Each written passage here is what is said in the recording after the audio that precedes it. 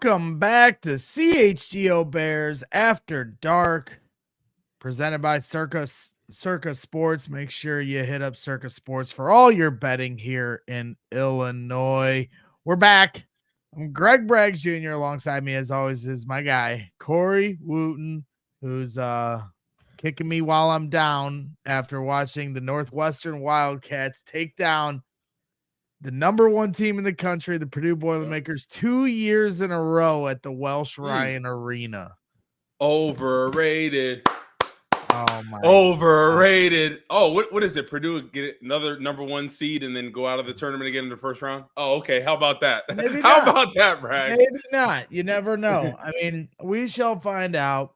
I'll give Northwest. See, this is the thing. Like, you're saying overrated, but then I think then you're insinuating that Northwestern's not good enough to win that kind of a game, and I would disagree. They have a good team. They have Boo Booey, and their coach Collins is a good coach. They got a good squad over there. I think you're selling your own team short a little here. I think you're just a little bit hurt because all that number one rankings. I think that just Purdue can't play when they're the top dog, right? I just think they can't. Rutgers, Northwestern, they got their number. Okay, Matt Painter, man, maybe you need to start working on some painting. All right, maybe you need a room purple over there in West Lafayette or Laffy Taffy, like we used to call it. But hey, Bragg, all I know is this year, right? Football, even after all those Northwestern scandal and allegations, dang, they beat the brakes off them. Boiler down. Come on, my gosh. Come on, baby. Football, basketball, you name it, man. Yeah. we was here, man. But yeah, let's get on. I don't want to rub it in too much. But I had a good time over with Carm. I mean, I think I might like him a little bit better than you. It might have to be Carm After Dark. You know what I mean? Yeah. Well, Carm hooked me up with a ticket. So I was starting to realize in the second half of that game, like, I think he was paying the basketball gods forward by trying to get me in. He hooked me up. And I'm like, man, maybe I shouldn't have taken the ticket. I should have just bought one, and then maybe the basketball gods would have looked kindly on me. But either way, he'll be returning Wednesday to CHGO Bears, and I'm sure I'm gonna have to wear it with him too. But last week, Corey, we went to Midtown Athletic, and he thought he was gonna beat me in basketball, and he got a surprise there. I swatted the shit out of him at one point. Then I picked his pocket another time. We had a 3-on-3 game where he was on the other team. We matched up 1-on-1, and my team won. I'm leading the way. Half-court drill, buried the half-court shot before anyone. So, like, he underestimated the big dog over here on the basketball court. What's half-court drill? What is that? We were just shooting everybody took a half-court shot to see who could make it. Okay. And then buried it. I'm naturally talented and gifted and skilled, and he just thought that he was going to beat me, and he wasn't, Corey. So you're next. I'll take you on the basketball court as well. Take you down into the post. Excuse me? Yeah, you heard me? Hey, man, I understand you may get the better of Carm, but you're talking about a grown man right here. All right, big dog. All right, big dog. All right. Pump the brakes there. All right. But yeah, speaking of winning, right? The Bears are coming off a win. It wasn't the prettiest win, but it was a win, right? They have a bye week this week. And let's break down bye week, right? So as a former player, right, during bye week, I think the biggest thing is guys want to get healthy, right? Because everybody is going through some kind of injury. They're banged up.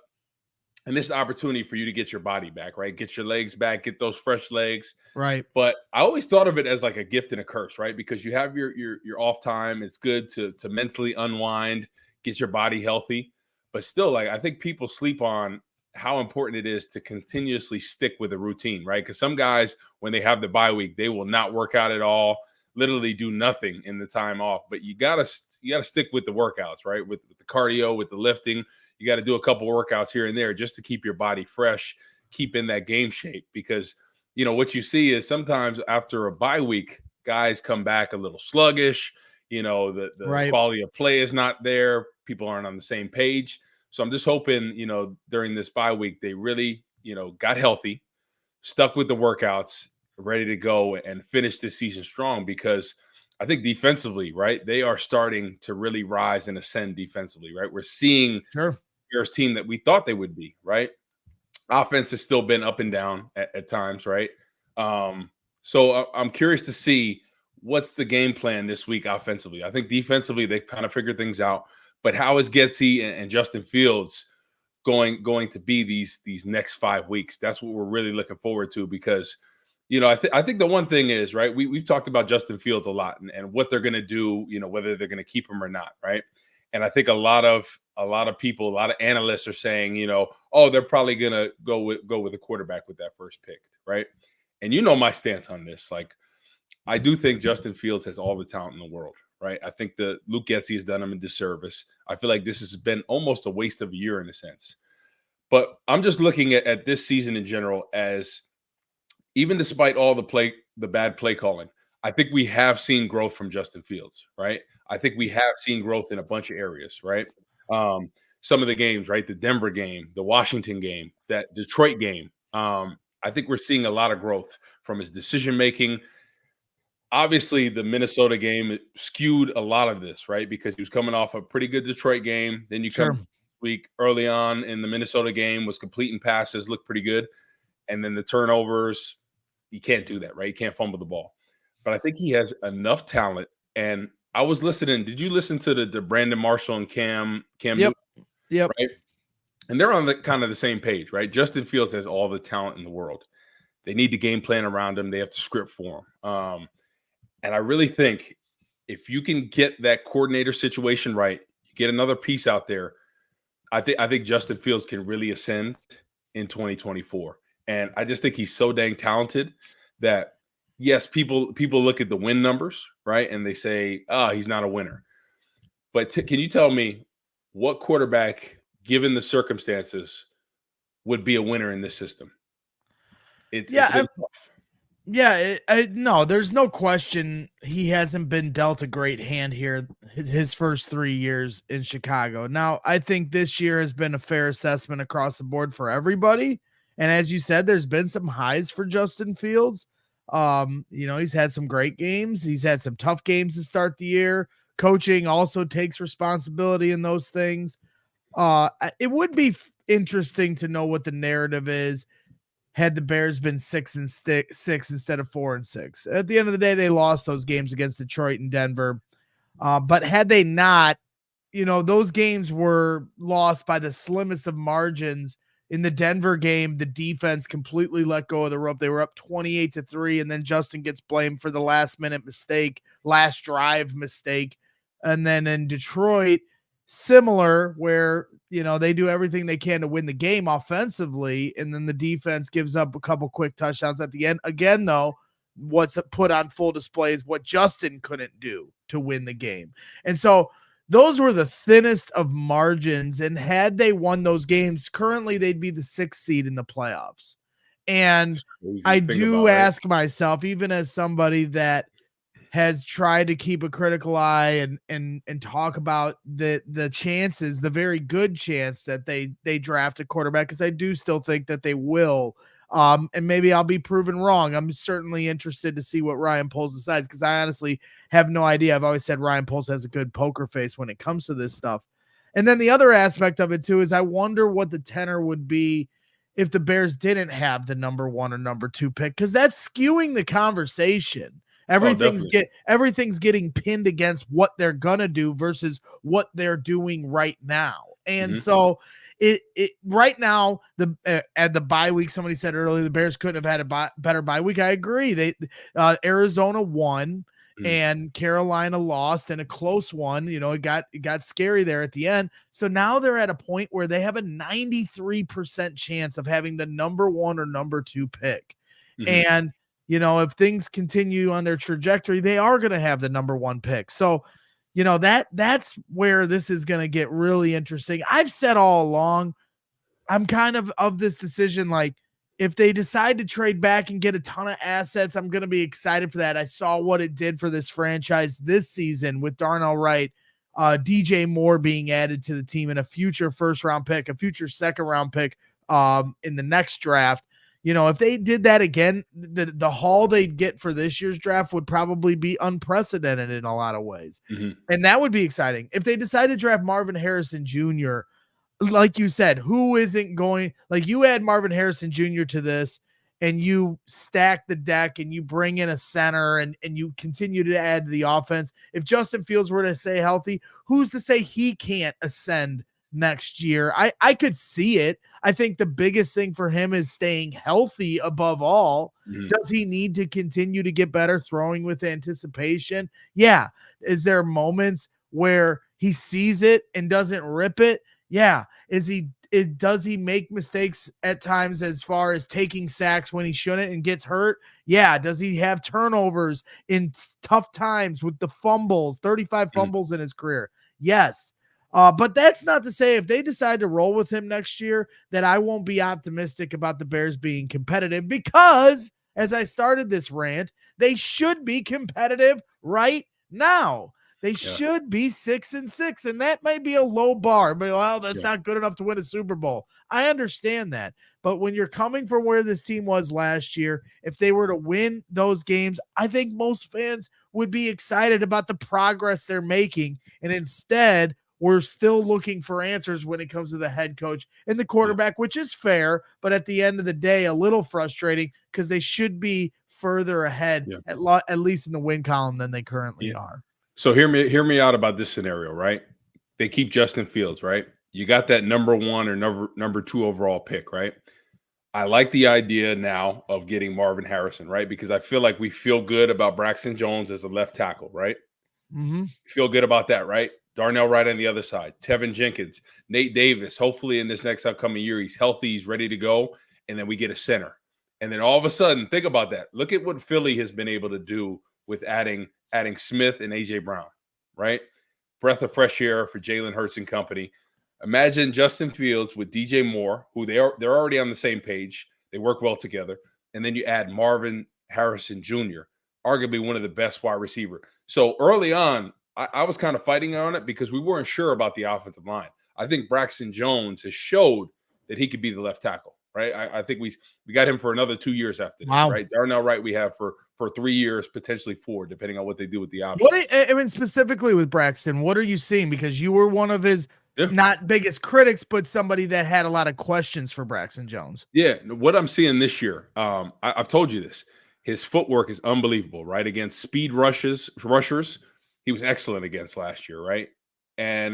But he really struggled against the bull rushers. Montez Sweat in particular last year when he played for the Commanders completely knocked him back a bunch of times, right? That long arm stab, driving him into the quarterback's back pocket.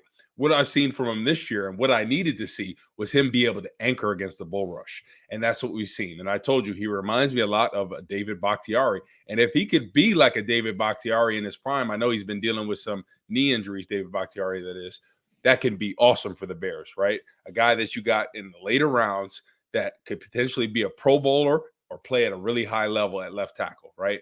So Poles got a steal in that. And then all of a sudden, right on the other side, Tevin Jenkins, Nate Davis, you get a center, and then all of a sudden you have the weapons. Cole Kmet really come along and ascend it to what we thought he could be, right? Like Kyle Rudolph in his prime, right? Not a burner, but it's going to be reliable, be able to catch the ball, and be a vital red zone target. And that's what we're seeing. So you add Marvin Harrison to the picture, and then all of a sudden him and DJ Moore on both sides pick your poison at that point, right? And then all of a sudden this team gets a lot better. When if you draft a quarterback, right, that's one less weapon. Because think about this. I think everybody is in this day and age where we have to see instant results right away. And Rome wasn't built overnight, just like any quarterback, any offense, any scheme. So that's why I'm saying pump the brakes a little bit. Let's give Justin Fields another year with a true coordinator, right, that can really script an offense around somebody. And then at that point, let's make that decision. But I think he's too talented not to give him another chance or another year. Well, I mean, it's interesting. I mean, Adam Hogue talked a little bit, starting to, dig his feet into the evaluation, and he watched the 2 toughest defenses Caleb Williams had to play this year with Notre Dame and USC. And he said, did he strike me as someone that I had to draft at number 1, move off of it? And he said, no, he wasn't there yet. Now, there's a longer evaluation process to take place. when we get into the offseason, you're going to look at every throw over the last 2 years, and maybe ultimately he changes his mind. But these are the questions they're talking about in Hallis Hall right now too. And we heard it from Ryan Poles when he released a statement about asking Justin Fields to show more consistency when he came back from his injury. He also added, when talking about the rookie quarterbacks or the college quarterbacks when they come out, that he'd have to be blown away to draft one. Now, I think that kind of goes without saying. I would hope if you're going to move off of Fields and draft a quarterback number one, you better be blown away, especially when you have a guy like Marvin Harrison Jr. sitting there at 1. And I know there's some guys here in the chat, Blue Waves, Leonidas, and some others that feel very strongly the other way. And I've just kind of been one of these people. If you feel strongly that way and you want to get rid of Fields, you want to draft one of these quarterbacks, I honestly don't begrudge you because I see the light on it. And I understand Corey's been preaching to me here this whole year, and I hear it from a lot of different people about stick with Fields. You hear a lot of players talk about building around him, and I honestly understand both sides of the coin, and maybe I'm just being a coward and I'm hedging here. But at the end of the day, you can't deny Marvin Harrison Jr.'s greatness. You see it.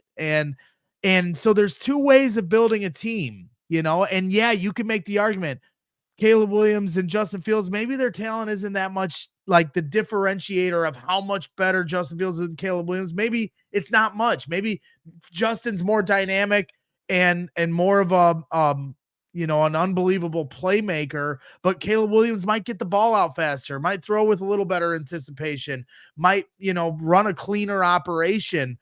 And so, like I said before, there's two different ways to building a team. There's the Bills, and you get Josh Allen and you start to build around him, and other players like that. Or the way the 49ers, who I think are an extreme example of building a team around a quarterback, but the Lions, the same thing. The Eagles, they're another team. The Miami Dolphins, they, like you've said before, they wanted to run Tua out of town. They built around him. They got a dynamic wide receiver in Tyreek Hill, and now Tua is putting up 70 points on the Denver Broncos. Similar to Alex Smith years ago, right? With the Kansas City Chiefs. That's what I mean. Like, I'm kind of sitting here on the fence. Like, I honestly don't. At the end of the day, I'm just rooting for Fields to ball out here these last 5 weeks and make the decision for Ryan Poles. Yeah. But I don't know. You hear the tea leaves, and they're like, some people think he's already made up his mind. I don't know how this is going to play out. And I've cautioned everybody on both sides of this debate to not dig their heels in too deep, because it is not an easy decision. And for people that are done with Justin Fields, I get it, but I just think you're making it way too simplistic. Oh, we're going to get, and Caleb Williams done? Maybe. And then the other way too, like I just think for a lot of people that want to look past and blame everything in the coaching, I think that's way too simplistic too. And I know you're not doing that, Corey. I'm not accusing you of that. But at the end of the day, Justin does have to get better at things. Like even on that final drive against Minnesota, I give him a ton of credit for ripping it to DJ Moore to win the game. But the two plays prior to that, where the head coach for Minnesota, not the head coach, the defensive coordinator who loves to send the blitz, he only rushed 3 for all 3 of those plays. And I thought he kind of went away from what he was doing there, where he was just blitzing the house and making things uncomfortable. But if you watch those last 3 plays, yeah, he ripped it on the last play, but the 2 plays before that, he just wasn't getting it out of his hand. There's guys open across the middle. Get it out of your hand. So he still has that in him, which I've kind of defined as the yips. He can make every throw on the field. It's just sometimes there are these throws, more times than not, where he sees it and can't let it go until the guy turns completely around and is open. And the DJ Moore play is an example of where the consistency needs to be shown. He didn't wait for DJ Moore to come open in the window. He threw it before DJ came in the window, and boom, DJ catches it. Bears win the game. They need more of that here the last 5 weeks of the season, and I think that's going to make Ryan Poles and everybody feel better about a decision if he were to choose to keep him. No, I agree with you. I thought that drive, especially after losing the ball twice, fumbling, right? Most people be in their heads, oh, why me and this? but he bounced back, right? And I think a couple plays before that big play to DJ Moore, I think that's when he had the one dump pass to Cole Kmet, right? When they brought the house, And he that was a nice extended the play play, call. went backwards, right? And then got it out there. So I thought there were some things obviously he did well. But when I look at that game, early on in the game, he looked efficient throwing the ball, right? He was 12 of 12, looked very comfortable. And then all of a sudden, the play calling got a little different, right? And I think you can't blame everything on the play caller, but I do think you could blame a big chunk of it because there's no rhythm and consistency in the play calling, right? So that's why I'm really about pump the brakes about saying Justin Fields shouldn't be here, because there's so many examples that we could talk about, from Alex Smith to Tua. All of a sudden, when you get a play caller that can script for you and you put weapons around you, even Jalen Hurts, right, when they got A.J. Brown, there's so many examples when you add one player or you change the scheme a little bit where everything starts to come alive for people. So I love the Tua example because they were ready to be done with him, like how a lot of people are with Justin Fields, right? A lot of fans. I think a lot of talent evaluators are pretty high on Justin Fields, right? I think they know he has all the talent in the world.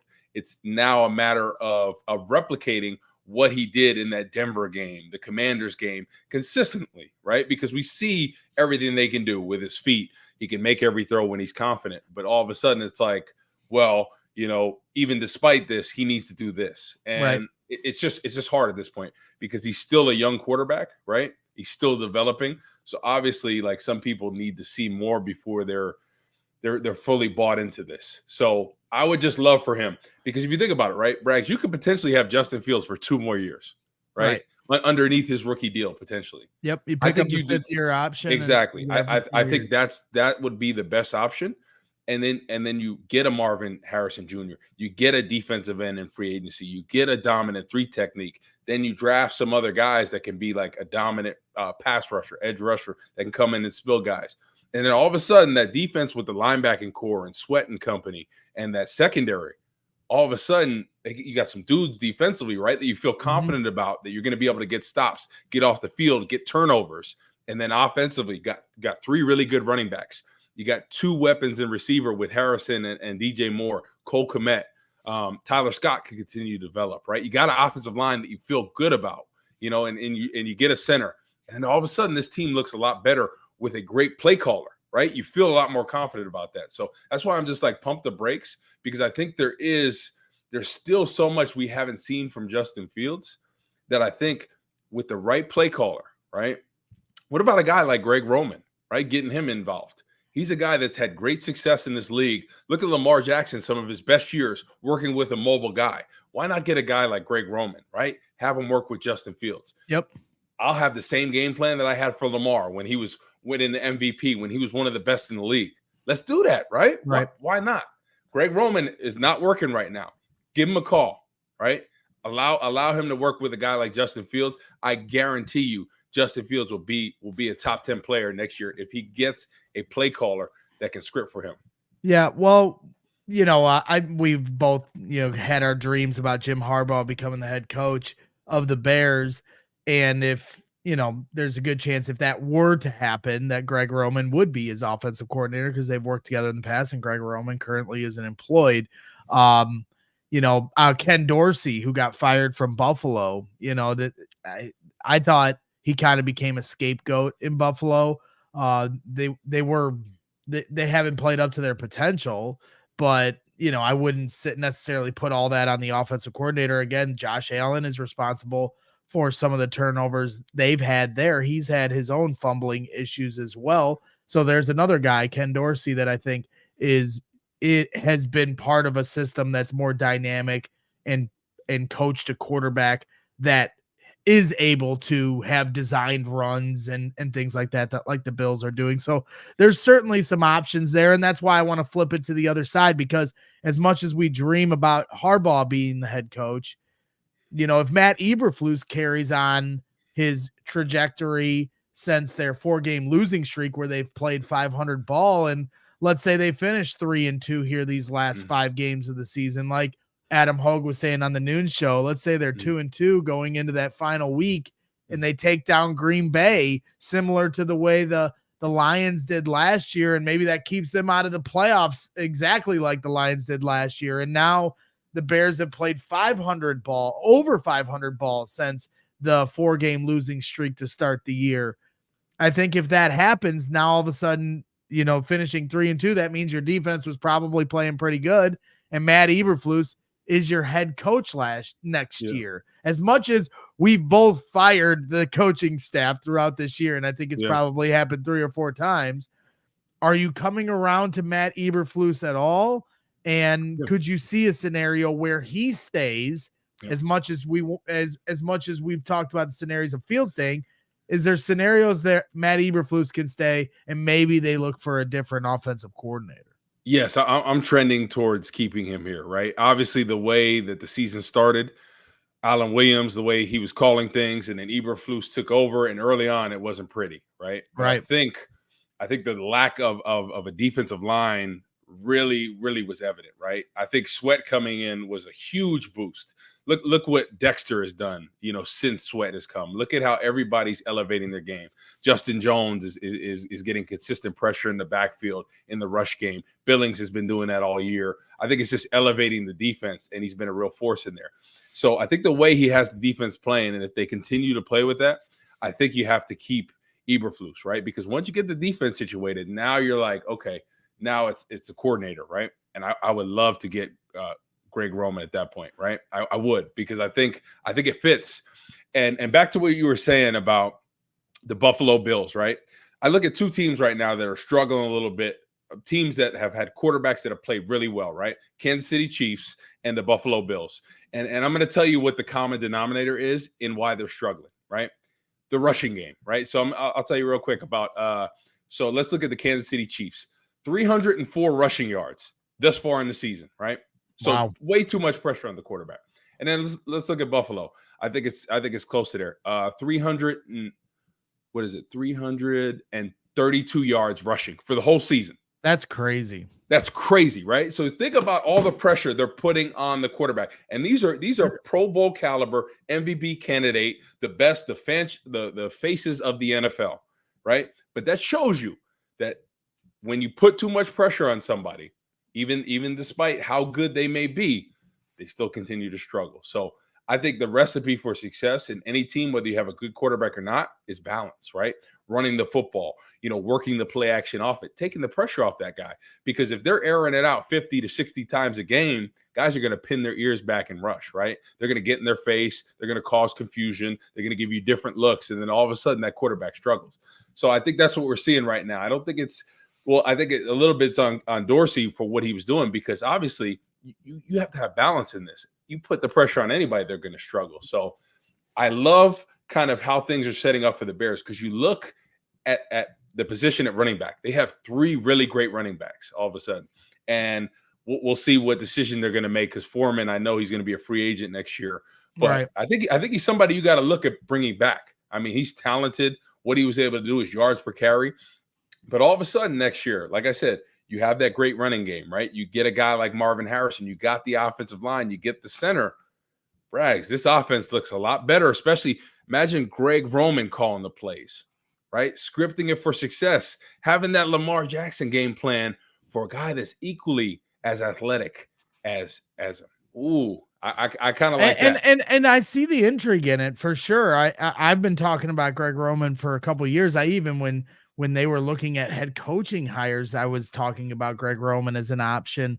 And to me, it's frustrating because I think the other side of the coin and a logical take would be, well, if they do bring in an offense coordinator, that would be Justin Fields' 3rd offensive coordinator now in 4 years. And they're not going to risk pushing Justin into a 4th and 5th prove it year with a 3rd offensive coordinator when they have the opportunity to draft one at the start to start his career over and with a rookie. And I get that, but that's why it's so frustrating, because they decided to hire Luke Getsy to be responsible for not only building an offense that he's never had. He's never been an offensive play caller. He was a quarterback's coach coming out of Green Bay. So A, he had to learn how to call an offense, and B, he was tasked to develop the star of your franchise, and he needed development to be had. And you fell short on that, Luke Getsy. And if they do decide to move on from him and bring in Greg Roman, I will be intrigued. But then there's another part is it's wasted years. You're burning years up where you had Justin Fields here and you're screwing around trying to get him right. And yeah, if you get Marvin Harrison, you get a center, you bring in Greg Roman, I feel confident that they're going to be much better than some of his biggest critics here in the chat would say. But at the same time, you're really pushing it up against the clock to make everything work, because when you bring in a new offense coordinator, sometimes that takes a year or two. I mean, you were around when Jay Cutler was here, and I can remember those days of how many times they changed the offensive coordinator over and over and over. And that was part of the excuse of why it never really worked out for Jay in Chicago, even if he did have some great years passing the football. So, it's going to be interesting to see how it plays out. But I do want to flip over to the other side of the ball, because if I can say one thing before we flip over. So no, you can't, Corey. What is with these Green Bay play callers, right? Nathaniel Hackett, Luke Getsy, right? They're riding Aaron Rodgers' coattails.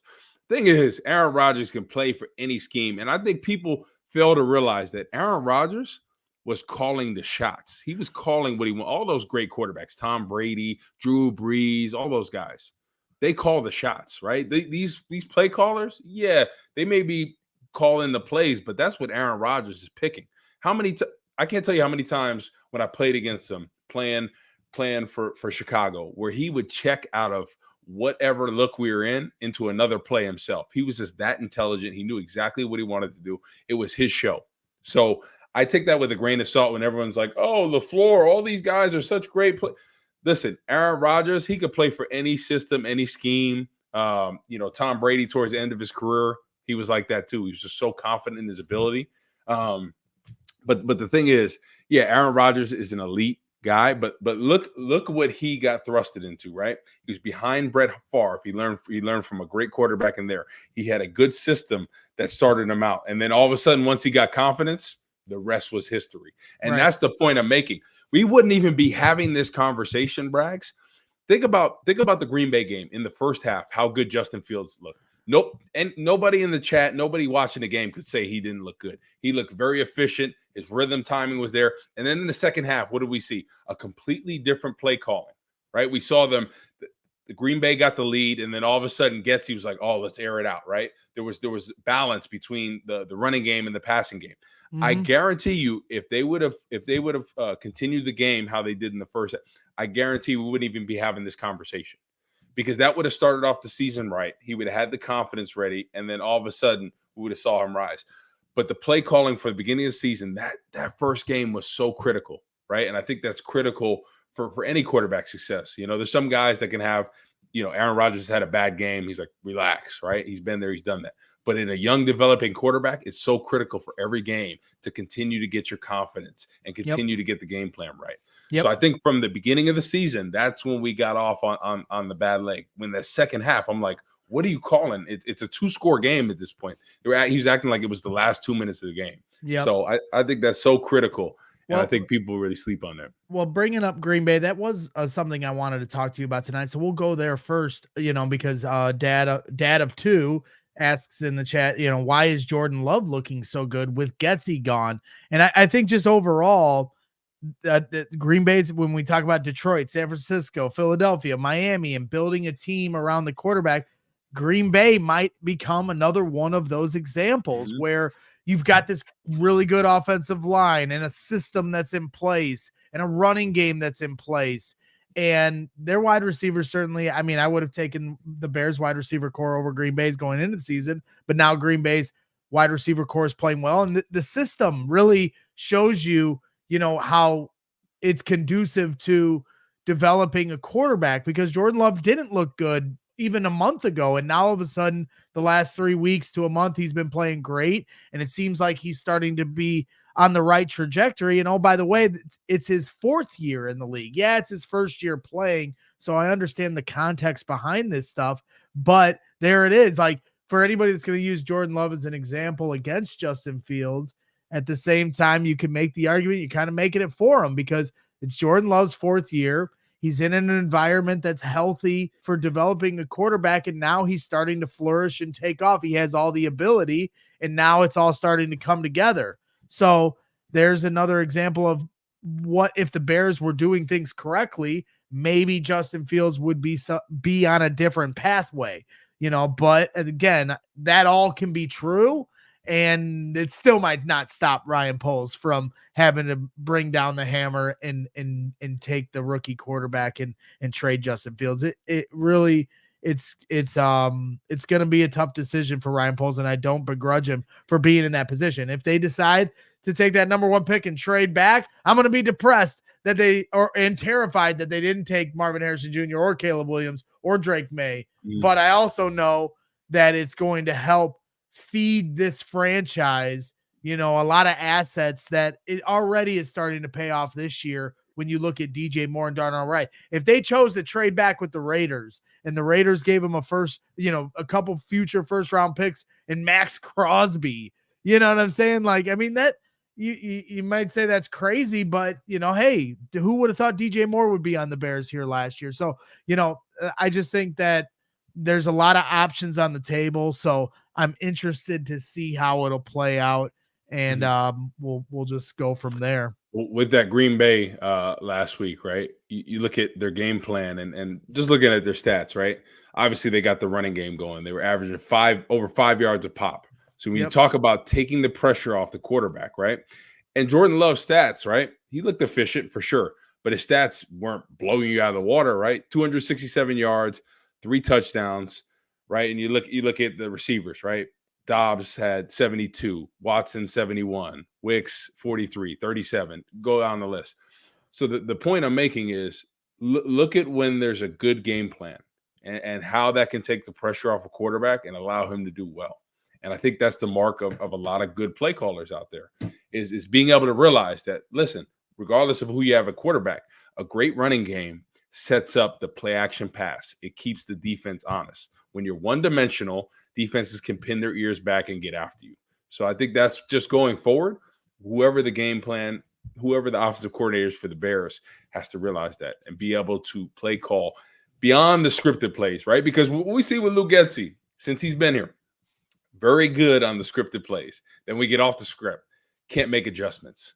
And I think that's the difference between a really great coach and an average or below average coach is your adjustments, because guys are always changing throughout the course of a game, right? Their game plan for you, but you have to adjust off what they're doing. So that's what I'm looking forward to next year. Like I don't see any reason why Luke Getsy should stay here, right? And I don't want to call for anybody's job, but I think you have to. I think what we've seen as a whole has been pretty awful. Yeah. Well, I've called for his job a few times.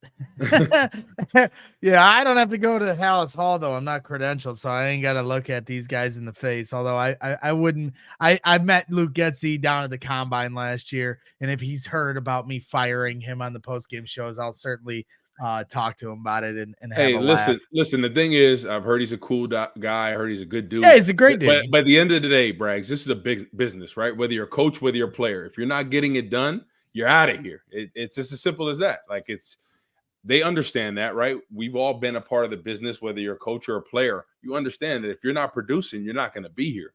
Right. Yeah. So we'll see how it all plays out on that end of things. Before we go into the next segment of our show, I do want to give a shout out over to Circa Sports. Make sure you're finding them. They're in Illinois now. They just opened their sports book. Everybody knows them for their casino and resort in Las Vegas, but they're in Illinois now. They have a Circa Sportsbook app that you should be downloading. They got tight money line splits. Games strive to be a -110 split on the Circa Sports menu, unlike other sports books, which may use a -115 or -120 splits. Circa Sports keeps as little money as possible on large market bets, especially compared to the other books. High app limits. Circa Sports does not limit players based on their winnings. Every player has the same limits, unlike other books who do limit winning players. And I encourage everyone to download and explore all sports betting apps available and compare the lines from each sports book, and you'll see exactly what separates themselves over at Circa. they're one of the best in the business with customer service. Real people behind the Circa Sports brand who resolve issues in a timely fashion, unlike other books who use chat bots.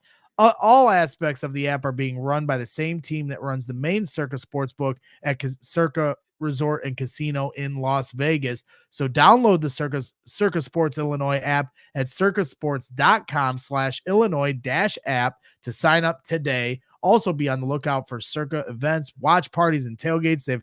They were a great partner here with us this year at all our tailgates. And some of the watch parties we've been doing recently, they've been hanging out with great people. So, and if you or someone you know may have a gambling problem, call 1-800-GAMBLER or text GAMB to 833-234 or visit areyoureallywinning.com. All right, so we're going to move on to the next portion here as we start to round third here on this show. And yeah, I want to move over to the defensive side of the ball. I'm interested to see how this goes down on Sunday. We talk about adjustments. We talk about, where things are trending for the defense, which is certainly intriguing. Matt Eberflus has done a nice job, as you mentioned, taking over for play calling for Alan Williams. But at the same time, when you talk about when Ryan Poles wants to call out Justin Fields for consistency that he wants to see from him at the end of the year, I think that was totally fair to ask of your quarterback. I want him to ask the same thing of his head coach. I almost wish he'd put out the same kind of press release he did for Fields and say, we got 5 games to go and I want to see some consistency. I heard Cole Kmet say today that he's treating these last 5 games like they're in that it's playoff mode now. They have to win every week. So I want to hear that kind of tenor from my head coach, because you, Matt Eberflus, haven't won back-to-back games in your head coaching tenure. And you could have against, whether you had beaten Denver or Detroit, and that wasn't on your quarterback that time around. Both games, those were on the defense, falling apart at the end for the most part. It's a team effort when you lose a game or win one. But that's why I'm interested here this Sunday. They go up against the Lions, Corey, where they had them dead to rights in Detroit. Now you're coming here on Sunday. I'm not really sure what the weather's looking like. I think there's a chance it might be crummy on Sunday. That always plays into the Bears' hands, being outdoors, being in the cold. And now you've seen them one time, just like you saw Minnesota one time, and then you played them on the road and you were able to get your first division win. Now I'm asking Matt Eberflus to get his first back-to-back victories of his head coaching career. When you look at this defense going up against Detroit's offense, because I think we know that the Bears should be able to score some points against Detroit. What are you seeing here from the defense that can give us any kind of optimism? Because I'm trying to gauge you and steal your pick for who's going to win this Sunday. Because right now I'm on the leaderboard here with CHGO Sports for picking. I don't know if you know this, Corey, but you're talking to a genius here. I had the best record last year, so I'm fighting here the last 5 weeks to stay atop the leaderboard. You're ahead of picking your nose, bro. Get out of here. No, I mean, I think this is a good matchup for Chicago, and I thought it the last game as well. Jared Goff is somebody I'm not really that bought into, right? I think he's done great for what he's been when he's come to Detroit and all that, but this reminds me a lot of Jared Goff when he played for the Rams and the Bears had his number, right? When you pressure him, he really struggles. And I think that's what the Bears showed last time. They got pressure in his face. They gave him some different looks. They were jumping certain routes. And all of a sudden, he should have thrown about 5 picks in that game. He really should have. Jalen Johnson should have had a clear pick 6 to the house, 95 yards. He dropped it. But I think this is another game that sets up in favor of the Bears, right? Montez Sweat is really starting to come alive. We're seeing the pressure. We're seeing the sacks. We're seeing the hurries, right? We're seeing defensively Gervon Dexter as well stepping up his game with the pressure, because it's so big when you got the big fella inside. And even, hey, there's a lot he has to work on. But what I am so amazed by, just even without great technique, how he's able to push the pocket. That just shows how big of a freak of nature he is, how he's able to push the pocket, even being high, just showing his quickness, his strength. So we're seeing him come alive. And then we're seeing them give some different looks blitz-wise, right? We're seeing them disguise some coverages. So I love defensively how this game is setting up. And I think we're seeing that natural ascension of the Bears defense. And I think we're going to continue to see that. And if they can continue this, I think Eberflus is going to be here to stay. And I think this is a huge game because Detroit, I think they're really worried about this game because this game doesn't match up very well for them. They really struggled to contain Justin Fields last game. You know, they're going to be out in the cold. They're used to playing in a dome, right? So we got to see how the weather is. I'm hoping it's really cold. So that way, that's something at advantage for the Bears. But I think if they have a similar game plan to what they had last time, right? They were really exploiting that one-on-one matchup, Justin Fields on the defensive end or outside linebacker, right? And they put them in a bind. They were getting them on the move, giving them the option to run or pass the football. And the thing I didn't understand last game was I understand, like, I was getting into it. I was on 670 The Score talking to somebody about it. And I'm like, I just don't understand how you're saying you need to evaluate Justin Fields when the whole game he looked great. He was taking care of the football and the game's on the line. I'm not saying do anything risky, but why not have some of those options where he has the ability to run or complete a check down? I just didn't understand that. It's a fair thing. Besides, you know, run right, run left, zone right, zone left, toss. I just don't understand some of those plays. So give him the option because this is all about evaluation at this point, right? What do you have to lose at this point? You want to see if he's your franchise guy, right? The Bears are evaluating him for that. So why not game plan for that and let him rip the ball, right? Get the rhythm and timing throws, get the boots, get the sprint outs, get the play action, put him one-on-one on the defensive end, right? Because even when the defensive end was able to stay at home, right, he juked him, he was able to get 10 to 12 yards, and he was very efficient. So I thought that was a great game plan that Getsy had last game against Detroit. Have the same game plan. And when the game's on the line, put the ball in Justin Fields' hands, right? You're trying to debate if he's your franchise guy. But then you say he's not when you don't give him an opportunity to. So that's what I'm trying to understand.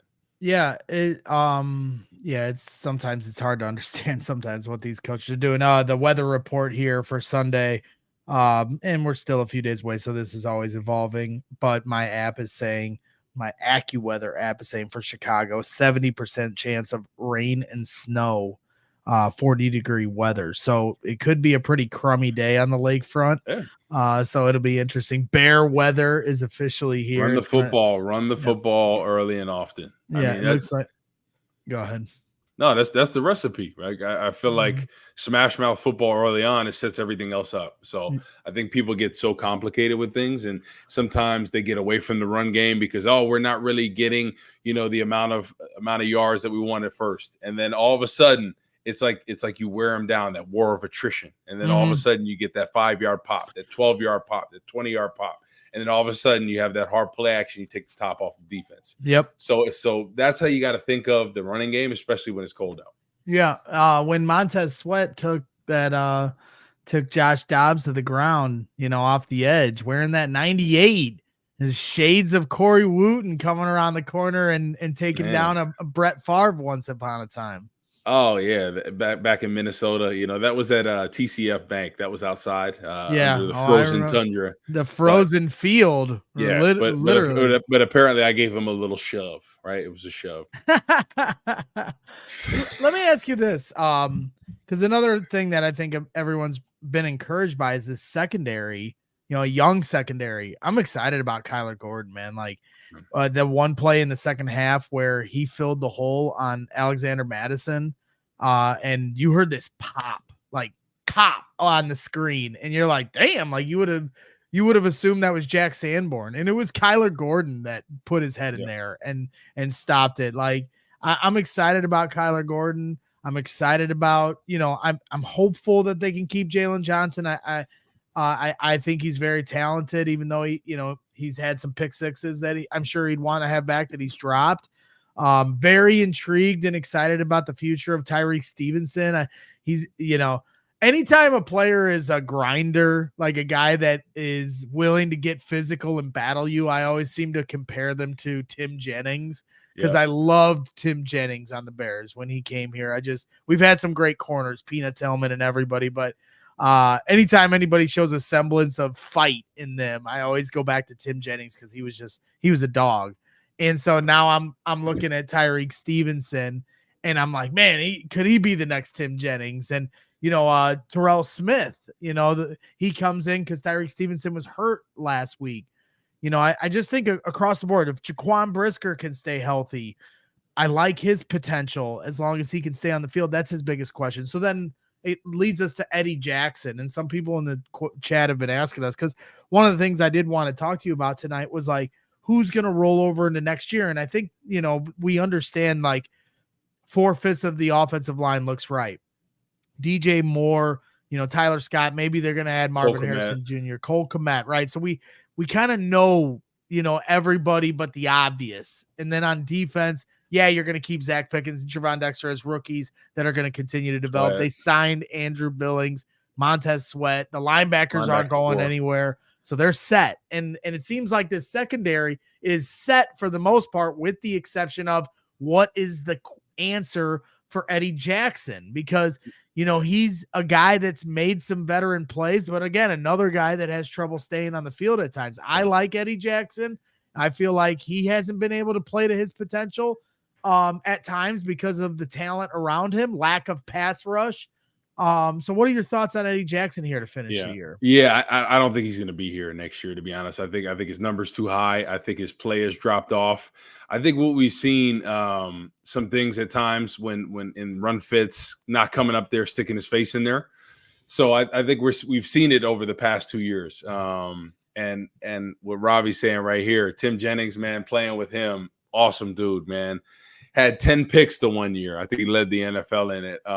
Like three of them, I think, were on Cam Newton. I know maybe two of them, maybe just two. But exactly. But Tim Jennings, I mean, awesome dude, burner. Like, I mean, super fast, athletic, hit you in the face, tough dude, great dude too. Speaking of that, 3 of them were against Cam Newton. I remember that game. Steve Smith. I was there. Smith chirping all the time. So literally Tim Jennings had 2 or 3 on him, and Steve Smith caught 1 ball on him. He's talking mess. Oh, yeah, you're trash, you're this. And everyone's like, man, we had 3 picks on you. You had 3 picks on you. You kidding me? Steve Smith's like, nah, man, you trash, bro, you trash. Whole game. He just would never stop talking. And I think that's what made Steve Smith so good, is the fact that regardless of whatever's going on, he still had that confidence. Like, I don't give a damn what you're doing. I'm still going to get mine. So, it was awesome to play against a guy like him. Just a dude that's tough as nails. And that whole defense, man, 2012, it was fun playing with those guys, Melton and Peppers and Brian Urlacher, Lance Briggs, Peanut, Tim Jennings, Major Wright hit you in the mouth. We had a lot of good guys on the team. And that's what I'm hoping Chicago can build, right? They had that with Vic Fangio. Hopefully they can still build this. And I think the linebacking core and the secondary are right on par, right? We're 1 safety away and, a defensive end and a defensive tackle away from being a dominant defense. I really think that. I think we're 3 positions away, really 2, right? I think you could fill a safety if either in the draft or free agency, but I think you need 2 studs on the defensive line. You need a 3 technique and you need a dominant pass rusher opposite Sweat. And then all of a sudden, I think this defense becomes a top 10 for sure. I really do. So you've got Eddie probably getting shown the door, maybe replacing him through the draft. So you've got safety, you've got D tackle, the end, which is like D end, and then you've got center, mm-hmm. And then a wide receiver. Second wide receiver, what, an X? Would that be considered your X? Yeah, depending on what they want to do with him. I would probably say that. So maybe a second tight end. And that's why it's like, for me, the spoil of the riches side of things.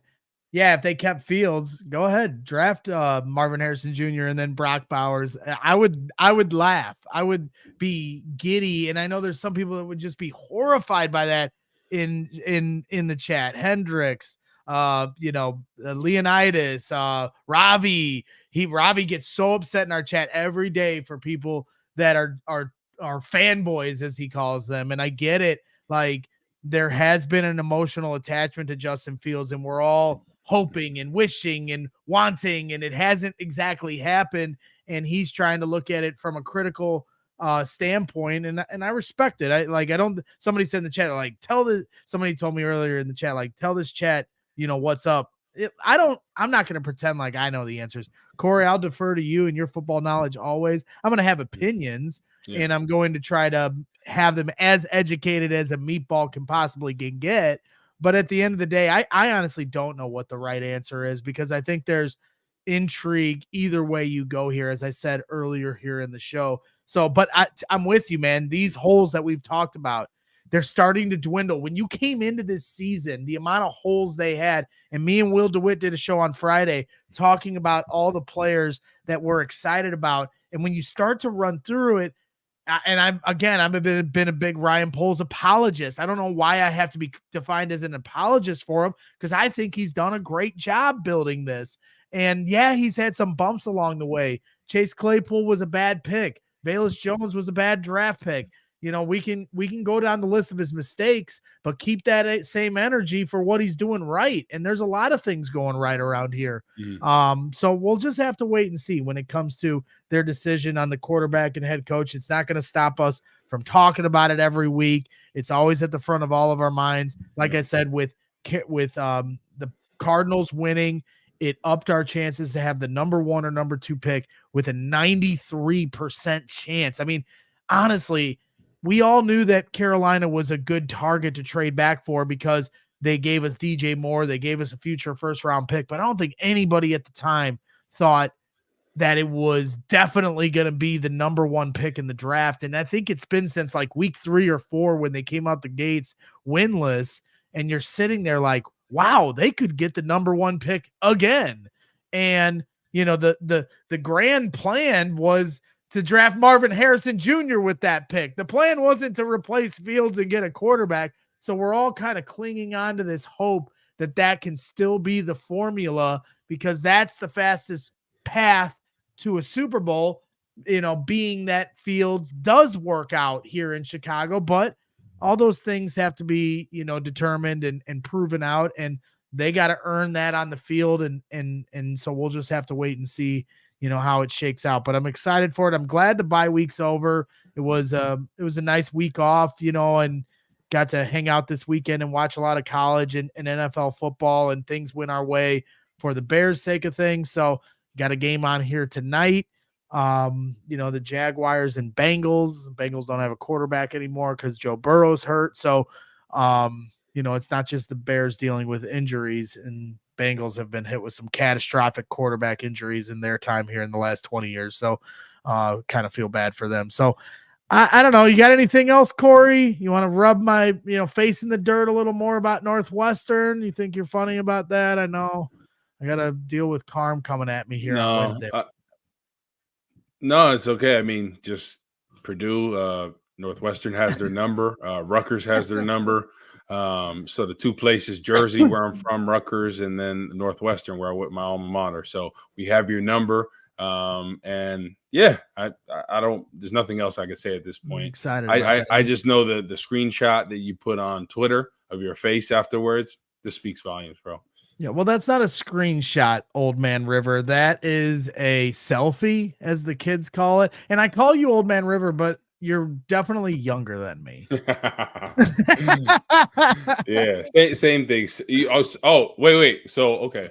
So you take selfies. Right. Well, it is a selfie. No, but I'm saying you take selfies. Yeah, I do take selfies. Oh, okay. Interesting. Well, yeah, it is interesting. Look at this face. How am I going to waste this face and not take a few selfies to document, you know, this beauty when I get older, man. You know, and I can show my grandkids just how good looking of a guy I was. Man, them bricklayers, man, they should have let one of those bricks fall on that face, boy. Well, plenty of bricks fell, but I guess I am starting to soften up in my corporate days now. So no, yeah, but I guess the main thing I want to see this week, and I think everybody wants to see, is just the offense make some progress, right? We want to see with the play calling, we want to see everything with Justin Fields. We want to see a game plan that's conducive to what he does well, right? Which I think he did in the Detroit game up until the last couple of drives, right? Mm-hmm. We've seen it in some games. We haven't seen it in others. I just want to see some play calling that actually makes sense for what Justin Fields does well. And hopefully, I think this game aligns well for a Bears upset. I do. I thought the last game, I thought they would beat them. Came down to the wire. Unfortunately, they didn't. I think this is the same type of game. Detroit this year isn't as consistent to me as they were the last 5 games of the season last year, right? I thought they were a lot more consistent last year. I think there's some holes. I think defensively you can expose them. I really do. Well, And then offensively, I'm not that sold on Jared Goff right now like I was last year. Well, they came out the gates firing against New Orleans, 21-0. And it was like, man, they're going to blow them out. And then all of a sudden, New Orleans almost came back and bit them and beat them. We do have a couple of super chats I want to get to. $4.99 super chat from After Hours. Luke, he says, I like the idea of trading back, having 2 first-round picks for the next 3 years. Draft a Dunze, Neighbors, Johnson, then get yourself a D lineman or an O line. And yeah, I understand that concept. To me, like, everybody's like, oh, these Twitter GMs just want to collect all these picks. Well, look at how it worked out for Houston with 2 top 5 picks last year. Look at how it's done for the Bears here so far with Darnell Wright, DJ Moore. You get top line talent. A lot of that talent is acquired in the first round.